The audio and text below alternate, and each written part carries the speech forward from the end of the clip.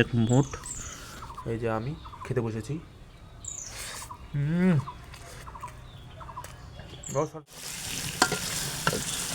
মনটা ভরায় খাওয়া বাইকা হাঁসের মাংস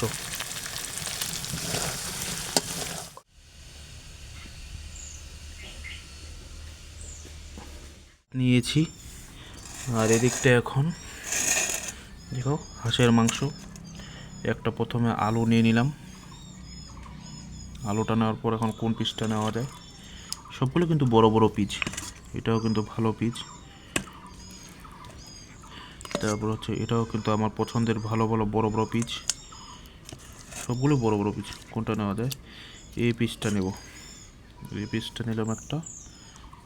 হ্যাঁ, তারপরে আরেকটা পিস নিতে হবে। যে এটা একটা পিস নিলাম।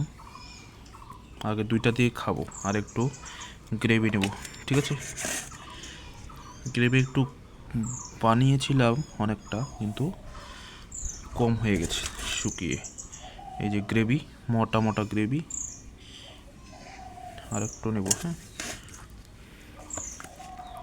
যে গ্রেভি, বাস। আপাতত এটা এক সাইড করে রাখলাম, লাগলে পরে আবার নেব। তো আলু হচ্ছে এই আলুটা সেদ্ধ হওয়ার চেনার মূল উপায় হচ্ছে এভাবে একটু হালকা করে চাপ দিলেই বাস আলু ঢুকে গেল। দেখুন এই পিসটা কিন্তু খুব সুন্দরভাবে সেদ্ধ হয়েছে, দারুণ। কালারটা দেখেই বোঝা যাচ্ছে রান্নাটা অসাধারণ। এই পিসটাও দেখুন দুর্দান্ত হয়েছে, দুর্দান্ত। খেতে যে লাগবেই অন্যরকম। তো ভালোভাবে প্রথমে ঝোলটাকে ভাতের সাথে মিক্সিং করতে হবে, কারণ হচ্ছে মাখাটাতেই হচ্ছে মজা। যত ভালো ভাত মাখা যাবে তত ভালো কিন্তু মজা হবে। উপর থেকে একটু আলুটা একটু এভাবে থেতলে ভালোভাবে ভাতের সাথে মিশিয়ে নিতে হবে। যে আলু, আমি কিন্তু ভাত মাখা ছাড়া খেতে পারি না, ভাত মাখতে হবে, সেটাই আমার মজা লাগে। এভাবে সুন্দর করে মেখে টেখে তারপর হচ্ছে মুখে দিতে হবে। এই যে নিয়ে নিলাম এক মুঠ। এই যে আমি খেতে বসেছি। অসাধারণ একটা একটা পিস, দারুণ।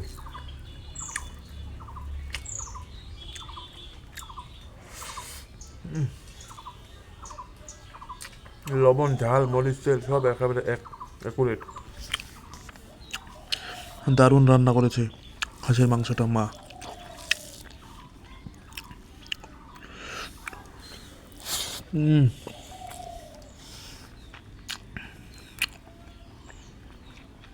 অস্থির, চামড়া সহ আছে। এই চামড়াটা আরো স্বাদ দ্বিগুণ বাড়িয়ে দেয় হাঁসের মাংসের। খেতে গিয়ে হ্যাঁ,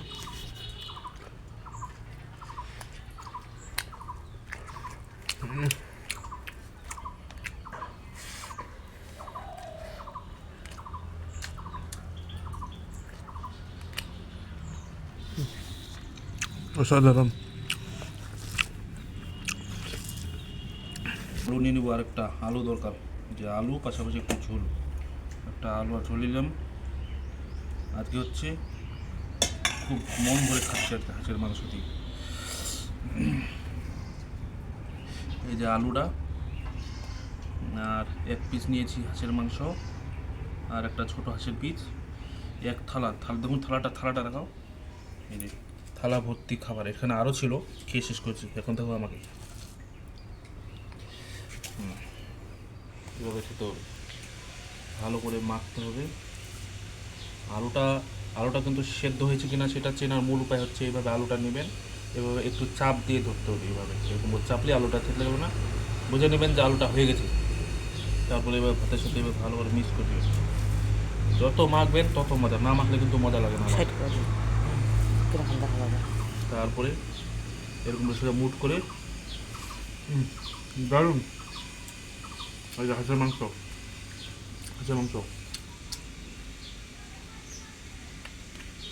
যে খায় সে বুঝে কি মজা। অসাধারণ।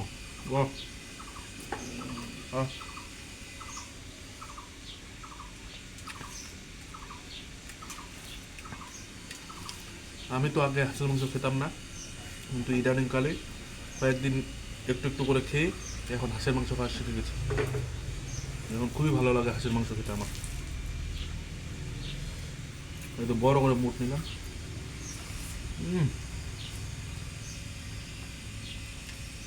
অস্থির। এটা এখন নদী ঠেলে দাদা একটু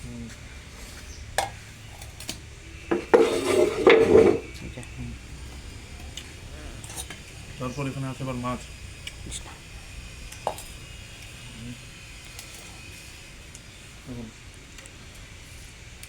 ভালো করে খেতে হবে।